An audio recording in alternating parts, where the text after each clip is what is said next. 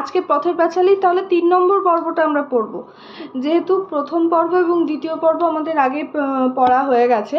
প্রথম পর্বে আমরা দেখেছিলাম অপু তার বাবা হরিহরের সাথে কুঠির মাঠ দেখতে গেছিল, আর দ্বিতীয় পর্বে দেখেছিলাম অপু এবং দুর্গার কিছু মিষ্টি মুহূর্ত, যেখানে তারা লুকিয়ে মাকে লুকিয়ে লবণ নিয়ে এসে তার সঙ্গে লবণ তেল দিয়ে আম মেখে সেটা খেয়ে, টক আম খেয়ে তারপরে খেতে যখন পারছিল না, তখন কি হয়েছে, অপুর মায়ের কাছে বলে ফেলেছে যে দাঁতটা টকে গেছে। তারপরে যাই হোক, স্বর্ণগোয়ালিনী আসার দরুন ও দুর্গা বা অপু কেউ তার মায়ের কাছ থেকে কোনো প্রহার পায়নি। এবার এখানে কি বলছে, অপুদের বাড়ি হইতে কিছু দূরে একটি খুব বড় অশ্বত্থ গাছ ছিল, কেবল তাহার মাথাটা উহাদের দালানের জানালা কি রোয়াক হইতে দেখা যায়। অপু মাঝে মাঝে সেই দিকে চাহিয়া থাকিত। যতবার সে চাহিয়া দেখে ততবার তাহার যেন অনেক অনেক অনেক দূরের কোনো দেশের কথা মনে হয়। কোন দেশ এ তাহার ঠিক ধারণা হইতো না। কোথায় যেন কোথাকার দেশ।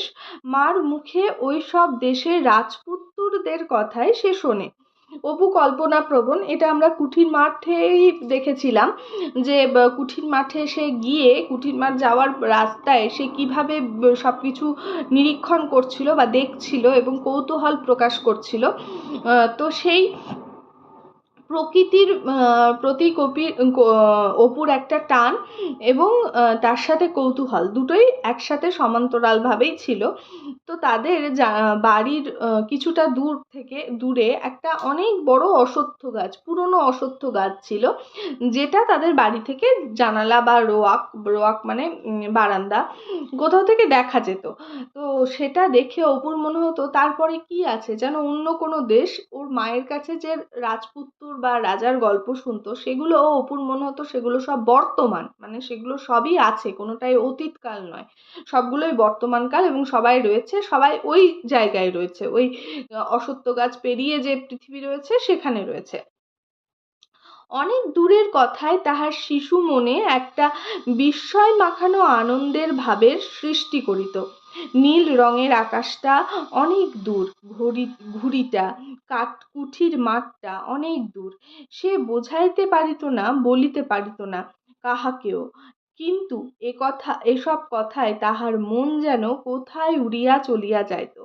এবং সর্বাপেক্ষা কৌতুকের বিষয় এই যে অনেক দূরের এই কল্পনা তাহার মনকে অত্যন্ত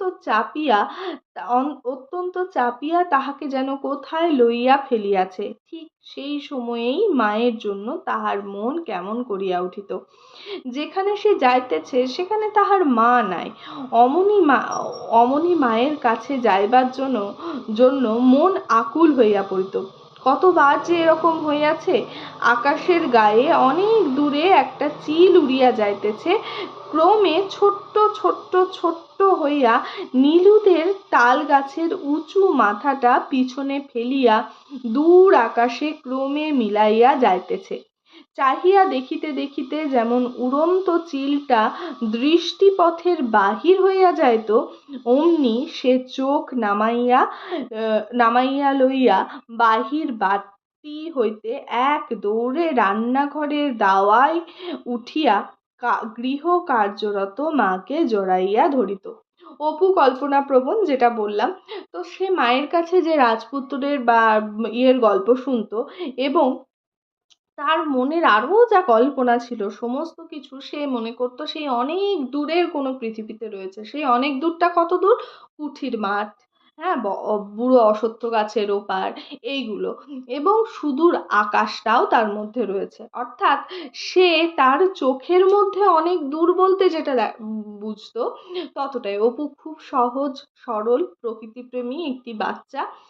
তার জীবনে তার সময়ে কোনো ইন্টারনেট ছিল না। তার পৃথিবীকে জানার, তার জ্ঞানের পরিধিকে সে ওইটুকুই, তার জ্ঞানের পরিধি সীমিত ছিল, কারণ তার বাইরে আর কিছু জানার বা জগৎটা যে তার বাইরেও আরো কোথাও রয়েছে সেই জানার কোনো ইয়ে ছিল না, মাধ্যম ছিল না। তাই অপুর কাছে তার ওইগুলোই সে মনে করতো, যে সেই মহাভারতের গল্প, রামায়ণের গল্পই হোক বা রাজপুত্রের গল্পই হোক, সমস্ত কিছুই ওই দূরের পৃথিবীতে কোথাও ঘটছে, এবং তার মার কাছে সে সেই গল্পগুলো শুনছে। তার মা কিভাবে গল্পগুলো জানলো, এত এই ধরনের কৌতূহল বাচ্চা মনের সৃষ্টি হয়নি, যুক্তির সৃষ্টি হয়নি তখনও, যুক্তিতর্ক।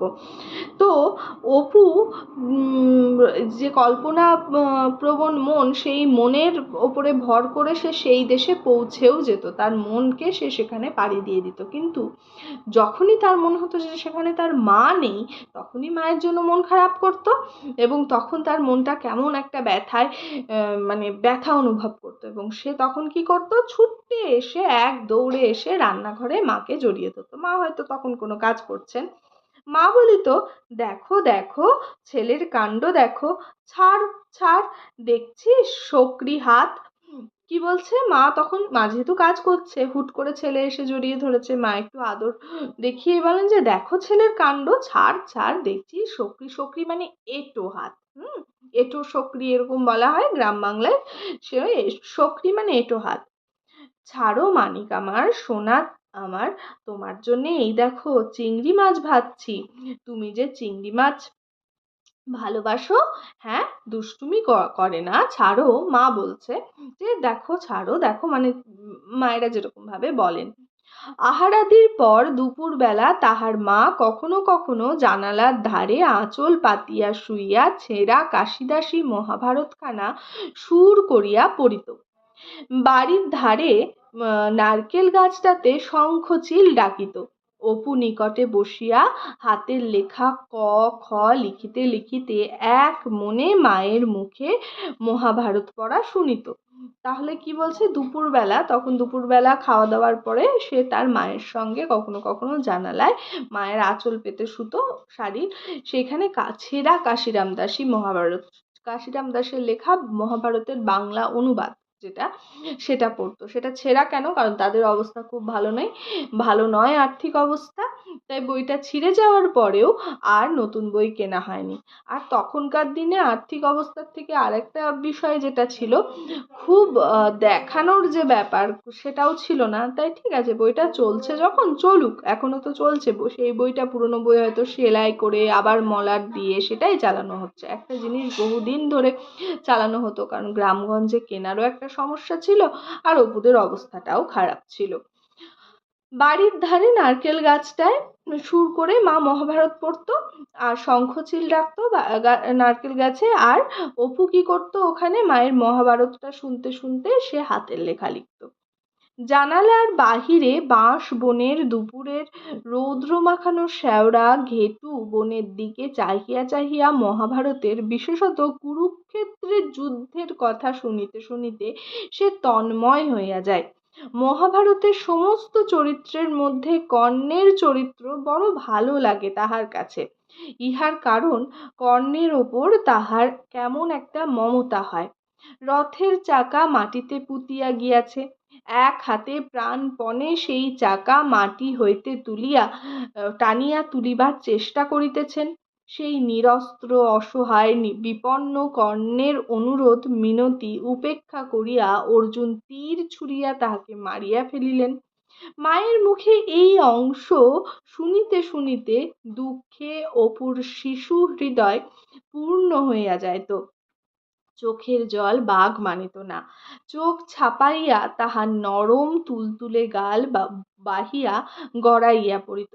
সঙ্গে সঙ্গে মায়ের মানুষের দুঃখে চোখে জল পড়ার যে আনন্দ, তাহা তাহার মনোরাজ্যে নব অনুভূতির সজীবত্ব লইয়া পরিচিত হইতে লাগিল।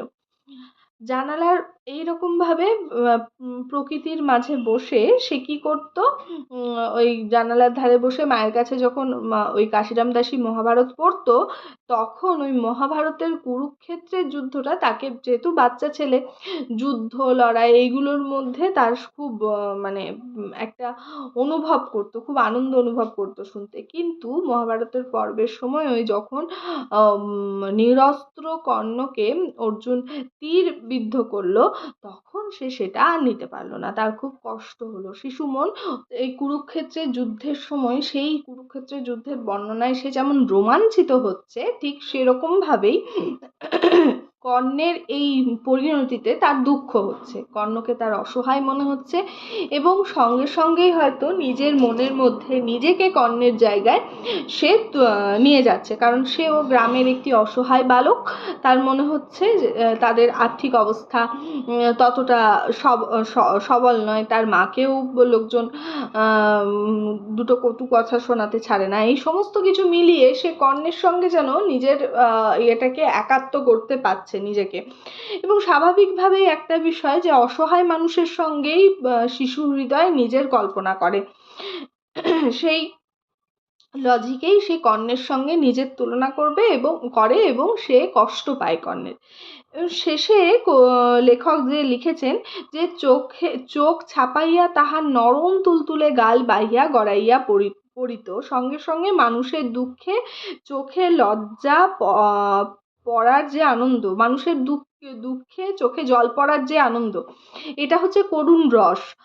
অর্থাৎ আমরা যদি কোনো কাব্য বা কোনো সাহিত্য, কোনো গল্প উপন্যাস পড়ে কষ্ট পাই, দেখবে কষ্ট পাওয়ার পর যদি আমরা কাঁদি সেটাতে, তারপরে আমাদের একটা ভালো অনুভূত হয়, শরীর থেকে ভালো হরমোন সেটা নিঃসরণ হয়, এবং আমাদের মনের মধ্যে জমে থাকা আমাদের অজানা কোনো কষ্ট, অর্থাৎ বহু পুরনো কোনো কষ্ট আমাদের মনের মধ্যে জমে আছে, সেটা কান্না হয়ে বা বেরোতে পারছে না, তো সেই কেঁদে দেওয়ার ফলে, কান্না হওয়ার ফলে নিজের শরীরটা, নিজের মনটা কেমন একটা ভালো হয়ে যায় এবং সজীব হয়ে যায়, যে একটা ভালো হরমোন ক্ষরণ হওয়ার ফলে আমাদের মনটা ভালো ফুরফুরে হয়ে যায়, সজীব হয়ে যায়, সেটাই বলতে চেয়েছেন। বেলা পড়িলে মা গৃহকার্যে উঠিয়া গেলে সে বাহিরে আসিয়া রোয়াকে দাঁড়াইয়া দূরের সেই অশ্বত্থ গাছটার দিকে একদিন চাহিয়া দেখে। হয়তো কড়া চৈত্র বৈশাখের রৌদ্রে গাছটার মাথা ধোঁয়া ধোঁয়া অস্পষ্ট, নয়তো বৈকালের রাঙা রোদ অলসভাবে গাছটার মাথায় জড়াইয়া আছে। সকালের চেয়ে এই বৈকালের রাঙা রোদ মাখানো গাছটার দিকে চাহিয়ায় তাহার মন কেমন করিত। কর্ণ যেন ওই অশ্বত্থ গাছের ওপারে আকাশের তলে অনেক দূরে কোথায় এখনো মাটি হইতে রথের চাকা দুই হাতে প্রাণপণে টানিয়া তুলিতেছে। রোজই তোলে মহাবীর, কিন্তু চিরদিনের কৃপার পাত্র কর্ণ। কি বলছেন যে বেলা শেষ হলে, বেলা পড়লে মায়ের কাজকর্ম সব শেষ হয়ে যায়, গৃহকার্য উঠিয়া গেলে, মানে গৃহকার্যে উঠিয়া গেলে, বেলা শেষ হলে মা গৃহকার্যে উঠিয়া গেলে, সরি, এটার মানে হচ্ছে দুপুরবেলা মা বিশ্রাম নিচ্ছিলেন, তারপরে বিকেলবেলা যখন বেলা পড়ে এসছে, তখন আবার রাত্রের খাওয়া দাওয়া, সন্ধ্যেবেলার টিফিন করা, এই সমস্ত কিছুর জন্য মা বিছানা থেকে যখন উঠে গেল, তখন যে সূর্য মামাও সারাদিনের কাজ শেষে সেও চলে যাবে, ওই যে যাওয়ার সময় গোধূলিবেলার যে লাল আভা, সেটা ওই অশ্বত্থ গাছের উপরেও পড়তো, তখন অপুর যেন কষ্ট হতো। অনেকেরই এটা হয় যে দিনের সূর্য সারাদিন দাপাদাপি করার পরে যখন সে চলে যাচ্ছে, তখন অনেকেরই কষ্ট হয়। এবং অপু তো প্রকৃতিপ্রেমী, অনেক বাচ্চাদের আমিও খেয়াল করে দেখেছি যে অনেক বাচ্চারা বিকেলবেলা শুধু শুধু মন খারাপ করে, এই মন খারাপটা হচ্ছে অবচেতন মনে মন খারাপ করে আমাদের, যে সারাদিনের এই যে আলো, এই সূর্যের সমস্ত কিছুর পরে যখন সূর্য চলে যাচ্ছেন, তখন ওটা একটা মন খারাপের ছায়া রেখে যেন চলে যাচ্ছে, আর সেই সূর্যের ডুবে যাওয়াটাকে যেন অপুর মনে হচ্ছে কর্ণের রথের চাকা ওই সূর্যের সাথে মাটির তলায় ডুবে যাচ্ছে, অর্থাৎ মানে ঢুকে যাচ্ছে। সূর্যও যেমন আস্তে আস্তে আস্তে আস্তে যেন মাটির মধ্যে গেঁথে যাচ্ছে তাই মনে হচ্ছে, বা মাটির নিচে চলে যাচ্ছে, অস্তাচলে যাচ্ছে, কর্ণের রথের চাকাও অস্তাচলে চলে যাচ্ছে, অর্থাৎ চলে যাচ্ছে এবং সে প্রাণপণে চেষ্টা করছে সেটাকে তুলতে পারছে না। ঠিক যেমন গোধূলির সূর্যকে সুন্দর মিষ্টি রং তাকে যেমন ভালো লাগে, কিন্তু তাকে বেশিক্ষণ রাখা যায় না, তাকে চেষ্টা করলেও কেউ আবার তুলে কিছুক্ষণ করে রাখতে পারবে না। সেই রকম তার মনে যেন সেই কল্পনাটা একসাথে মিলেমিশে যাচ্ছে। এবং তার মনে হচ্ছে যে কর্ণ মহাবীর, কিন্তু তবুও সে কৃপার পাত্র। তার মনে আবার সেই কর্ণের জন্য যে স্নেহ, যে মমতা, সেটা উঠে আসছে। একদিন মহাভারতের যুদ্ধের কাহিনী শুনিতে শুনিতে তাহার মনে হয় যুদ্ধ জিনিসটা মহাভারতে বড় কম লেখা আছে। ইহার অভাব পূর্ণ করিবার জন্য এবং আশ মিটাইয়া যুদ্ধ জিনিসটা উপভোগ করিবার জন্য সে এক উপায় বাহির বাহির করিয়াছে। এক বাখারি কিংবা হালকা কোনো গাছের ডালকে অস্ত্র রূপে হাতে লইয়া সে বাড়ির পিছনে বাঁশবাগানের পথে অথবা বাহিরের উঠানে ঘুরিয়া বেড়ায় ও আপন মনে বলে তারপর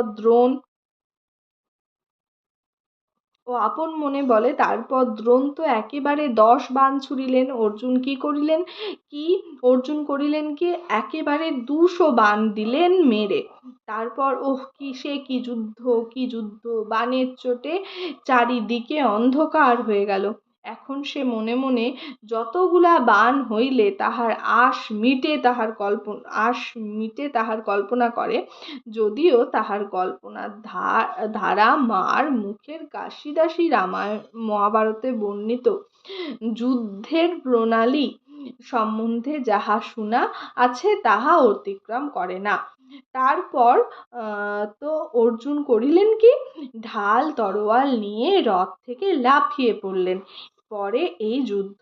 দুর্যোধন এলেন, ভীম এলেন, বাণে বাণে আকাশ অন্ধকার করে ফেলেছে, আর কিছু দেখা গেল না। মহাভারতের রথিগণ মাত্র 18 দিবস যুদ্ধ করিয়া নাম কিনিয়া গিয়াছেন, কিন্তু রক্ত মাংসের দেহে জীবন্ত থাকিলে তাহারা কি বুঝিতেন যশ লাভের পথ ক্রমশই কিভাবে দুর্গম হইয়া পড়িতেছে? বালকের আকাঙ্ক্ষা নিবৃত করিতে তাহারা মাসের পর মাস সমানভাবে অস্ত্র চালনা করিতে পারিতেন কি? এটা কবি বলছেন। কি বলছে যে সে কি করতো, সে বাড়ির পিছনে গিয়ে, তার মনে হতো যে মহাভারতের যুদ্ধটা খুব কম আছে, আরো বেশি দিন যুদ্ধ হতো এবং আরো বেশি ভাবে যুদ্ধ হতো, এবং সে সেই যুদ্ধের আশটা মেটানোর জন্য সে বাড়ির পেছনে একটা বাখারি, ওই তালপাতার যে এগুলো সেগুলো বা কোনো গাছের ভাঙা ডাল নিয়ে সে যুদ্ধ করতো। কিন্তু এরপর দ্রোণ আসছে, তাকে বাণ ছুড়লেন, অর্জুন আসছেন, এত বেশি হয়তো মহাভারতে হয়তো শুনেছে 10টা, সে বলছে 100টা, কিন্তু বাণের বদলে সে কিন্তু কখনোই বন্দুক ব্যবহার করছে না। অর্থাৎ কল্পনাটা কিন্তু তার এইভাবে সীমিত। মায়ের মুখে যেরকম যুদ্ধের বর্ণনা শুনেছে সেই বর্ণনাটাতেই সে রয়েছে, শুধু সংখ্যাটা বাড়িয়ে দিচ্ছে। তো লেখক কি বলছেন? লেখক বলছেন যে মহাভারতের ওই রথিগণ কেবলমাত্র 18 দিবস মানে 18 দিন যুদ্ধ করেছেন। তো তারা কি আর বুঝবেন যে এতে মানে বালকের মনের আশাটা তৃপ্ত হয় না। তারা যদি বালকের আশাটাকে বা আশঙ্কাটাকে বা চাহিদাটাকে তারা মানে বুঝতেন, তাহলে কি তারা এরকম ভাবে মাসের পর মাস অস্ত্র চালাতেন? তারা কি বুঝতেন যুদ্ধ জিনিসটা মোটেও এত সহজ নয়, 18 দিনে শেষ করা যায় না? তো তারা কি সমানভাবে মানে পারতেন? মানে তারাও হয়তো ক্লান্ত হয়ে পড়তেন এতদিন যুদ্ধ হলে। গ্রীষ্মকালের দিনটা বৈশাখের মাঝামাঝি। তাহলে এটা গ্রীষ্মকাল বৈশাখ মাসের মাঝামাঝি। আমরা প্রথমে দেখেছিলাম মাঘ মাস, ওই কুঠির মাঠ। দ্বিতীয় পর্বে দেখলাম চৈত্র মাস। এইটা হচ্ছে গ্রীষ্মকালের বৈশাখ মাস হলো। নীলমণি রায়ের ভিটার দিকে জঙ্গলের ধারে সেদিন দুপুরের কিছু পূর্বে দ্রোণগুরু বড় বিপদে পড়িয়াছিলেন। মানে অপু অভিনয় করছে। কপিধ্বজ রথ একেবারে তাহার ঘাড়ের উপর, গান্ডীব ধনু হইতে ব্রহ্মাস্ত্র মুক্ত হইবার বিলম্ব চক্ষের পলক মাত্র। কুরু সৈন্য দলে হাহাকার উঠেছে, মানে কৌরবরা। হ্যাঁ, এমন সময় শেওড়া বনের ওই দিক হইতে হঠাৎ কি কৌতূহলের কণ্ঠে জিজ্ঞাসা করিল, ও কি রে অপু? অপু চমকিয়া উঠিয়া আকর্ণ টানা জ্যা করে হঠাৎ ছাড়িয়া দিয়া চাহিয়া দেখিল তাহার দিদি জঙ্গলের মধ্যে দাঁড়াইয়া তাহার দিকে চাহিয়া খিলখিল করিয়া হাসিতেছে। অপু চাহিতেই বলিল, হ্যাঁ রে পাগল, আপন মনে কি বকছিস বিড়বিড় করে আর হাত পা নাড়ছিস? পরে সে ছুটিয়া আসিয়া সস্নেহে ভাইয়ের কচি গালে চুমু খাইয়া বলিল, পাগল কোথাকার একটা পাগল, কি বকছিলি রে আপন মনে? তাহলে ও যে মহাভারতের যুদ্ধ পর্বগুলো নিজের মতন করে অভিনয় করছিল এবং তার আশ মিটিয়ে যুদ্ধ করছিল, সেটা তার দিদি জঙ্গলের মধ্যে দাঁড়িয়ে চুপি চুপি সমস্তটা লক্ষ্য করেছে। অপু লজ্জিত মুখে বারবার বলিতে লাগিল, যা বকছিলাম বুঝি, আচ্ছা যা। অবশেষে দুর্গা হাসিয়া থামাইয়া বলিল, আয় আমার সঙ্গে। পরে সে অপুর হাত ধরিয়া বনের মধ্যে লইয়া চলিল।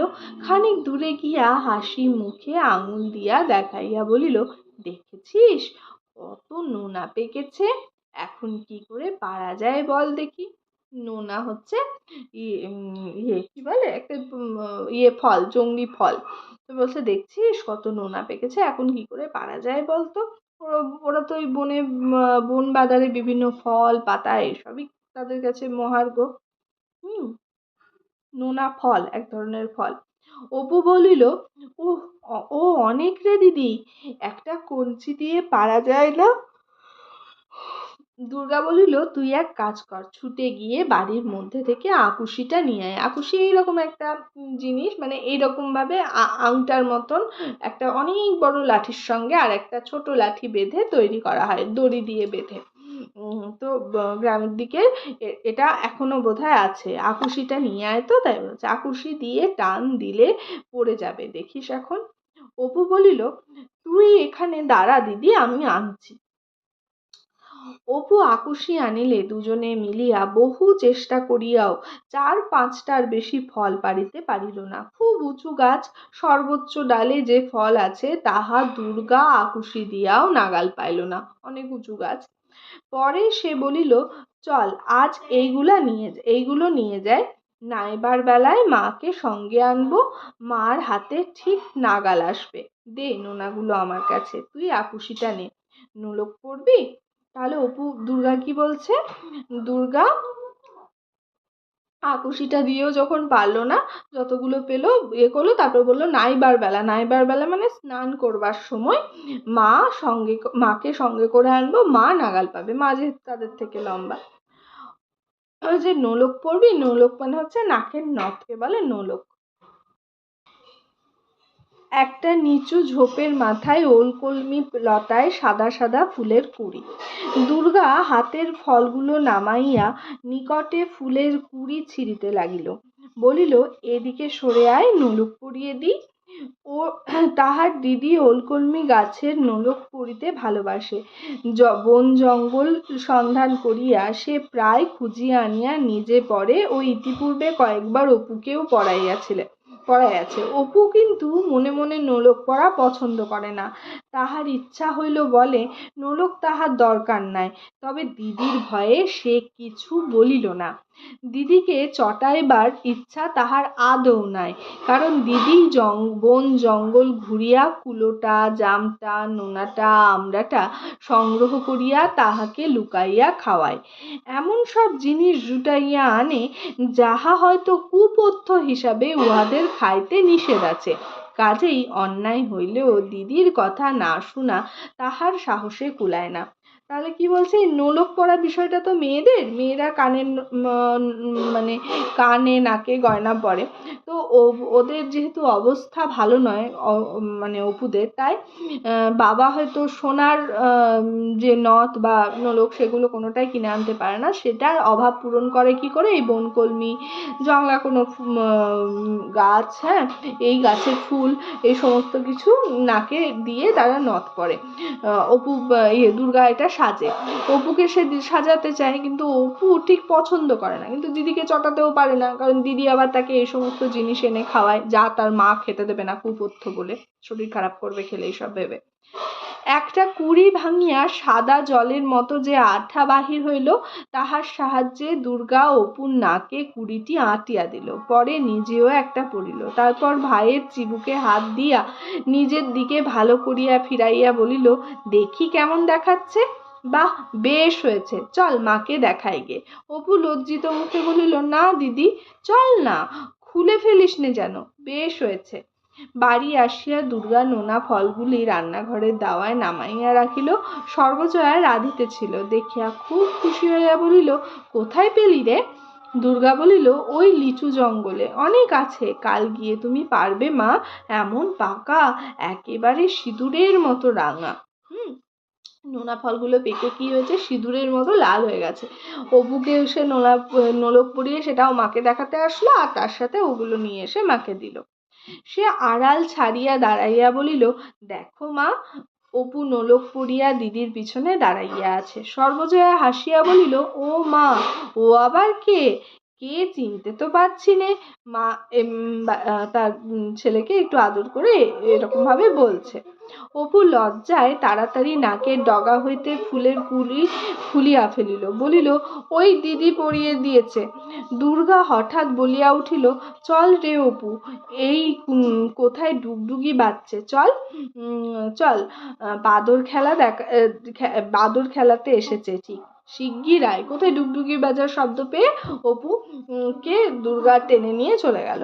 আগে আগে দুর্গা ও তাহার পিছনে পিছনে অপু ছুটিয়া বাটির বাহির হইয়া গেল। সম্মুখ পথ বাহিয়া বাদর নয়, ওপাড়ার চিনিবাস ময়রা মাথায় করিয়া খাবার ফেরি করিতে বাহির হইয়াছে। চিনিবাস হরিহর রায়ের দুয়ার দিয়া গেলেও এ বাড়ি ঢুকিল না, কারণ সে জানে এ বাড়ির লোক কখনো কিছু কেনে না। তবুও দুর্গা অপুকে দরজায় দাঁড়াইয়া থাকিতে দেখিয়া জিজ্ঞাসা করিল, চায় নাকি? অপু দিদির মুখের দিকে চাহিল। দুর্গা চিনিবাসের দিকে ঘাড় নাড়িয়া বলিল, না। চিনিবাস ভুবন মুখুজ্জেদের বাড়ি গিয়া মাথার চাঙারি নামাইতেই বাড়ির ছেলেমেয়েরা কলরব করিতে করিতে তাহাকে ঘিরিয়া দাঁড়াইল। ভুবন মুখুজ্জে অবস্থাপন্ন লোক, বাড়িতে ৫-৬টা গোলা আছে।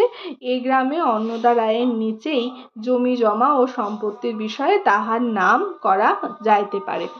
তাহলে কি বলছে, যে ওই শব্দ পেয়ে তারা যখন বেরোলো তখন দেখলো চিনিবাস ময়রা মাথার মধ্যে একটা বড় ঝুড়ি, যাকে বলছে চাঙারি, তার মধ্যে সব মিষ্টি, এই সমস্ত কিছু মিষ্টি জাতীয় দ্রব্য নিয়ে সে বিক্রি করতে বেরিয়েছে। ওদের বাড়ি আসে না, কারণ এরা বড়লোকদের বাড়িতেই যায় যারা কিনবে। তো অপু দুর্গাকে তবুও বাইরে আসতে দেখে সে অপুকে জিজ্ঞেস করে যে কিছু কিনবে, তো যে তারা কিনবে না। ভুবন মুখুজ্জের স্ত্রী বহুদিন মারা গিয়াছেন। বর্তমানে তাহার সেজ ভাইয়ের বিধবা স্ত্রী এ সংসারের কর্ত্রী। সেজ বউয়ের বয়স 40-এর ওপর হইবে। অত্যন্ত কড়া মেজাজের মানুষ বলিয়া তাহার খ্যাতি আছে। সেজ বউ একখানা মাজা পেতলের সরাই করিয়া চিনিবাসের নিকট হইতে মুরকি, সন্দেশ, বাতাসা দশহরা পূজার জন্য লইলেন।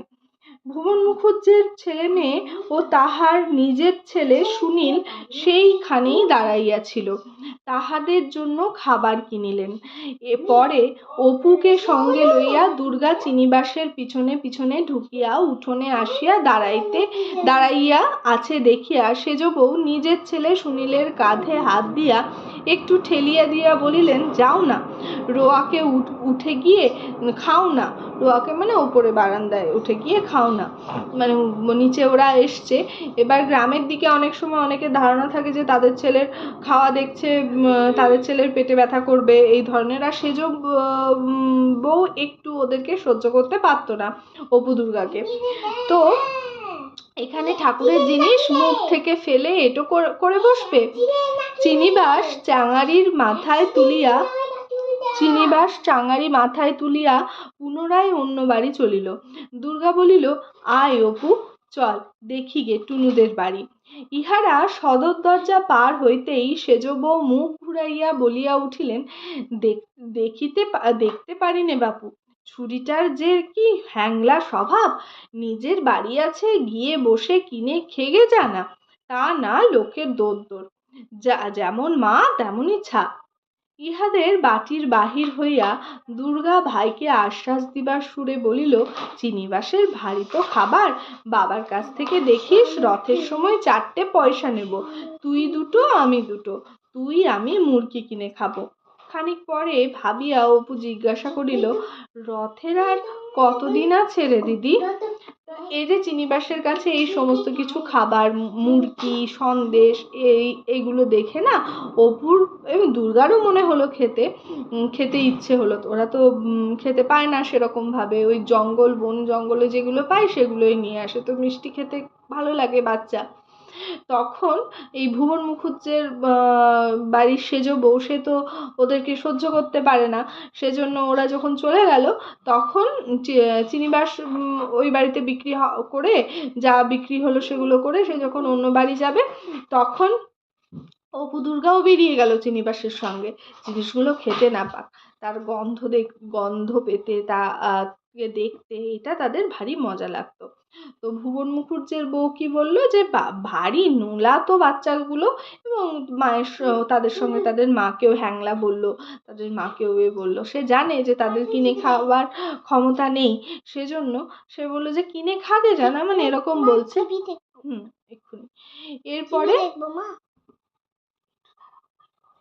এরপরে কি হলো যে বাড়িতে গিয়ে, মানে বাড়ির বাইরে গিয়ে অপু যে খেতে ইচ্ছে করছে সেটা দুর্গা বুঝতে পারলো, এবং ভাইয়ের যেহেতু খেতে ইচ্ছে করছে সেটাতে দুর্গার খুব খারাপও লাগলো, কষ্ট হলো, ভাই খেতে ইচ্ছে হচ্ছে খেতে পারছে না। তখন বলল যে রথের মেলায় বাবার কাছে 2 পয়সা করে নিয়ে আমরা কিনে খাবো। হ্যাঁ, তো অপু তখন কি বলছে, দুর্গা যখন বলল রথের মেলার কথা, তখন অপু বলল যে কতদিন আছে রে দিদি দেরি, ওর আসলে খেতে ইচ্ছে করেছে, খেতে পাচ্ছে না, সেজন্য।